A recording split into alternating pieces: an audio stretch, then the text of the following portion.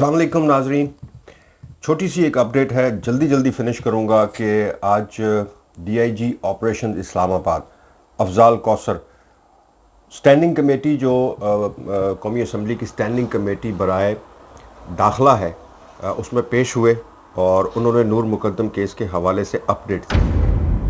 और Afzal Kausar DIG operation का ये कहना, स्टैंडिंग कमेटी का उनका वो स्टेटमेंट है कि 20 जुलाई तक नूर मुकद्दम केस में जो चालान है पुलिस की तरफ से वो अदालत में पेश कर दिया जाएगा, यानी चार्जशीट जो है वो 20 जुलाई से पहले पेश कर दी जाएगी।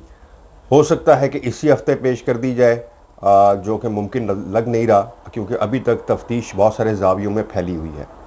नेक्स्ट वीक तक ये चालान जो है अदालत में चार्जशीट पेश कर दी जाएगी और ये एक अच्छा साइन है, चूँकि अक्सर जो केसेस लेट होते हैं और हम कहते हैं जी कि इंसाफ में ताख़ीर, वो ज़्यादातर ये जो चालान शीट है ये पेश ना होने की वजह से होता है। दूसरी सेकंड इम्पॉर्टेंट बात इसमें ये है कि तमाम मुल्ज़मान नूर मुकद्दम केस में इस वक्त जो उसके साथ जुड़े हुए हैं उनका नाम ECL पर डाल दिया गया है।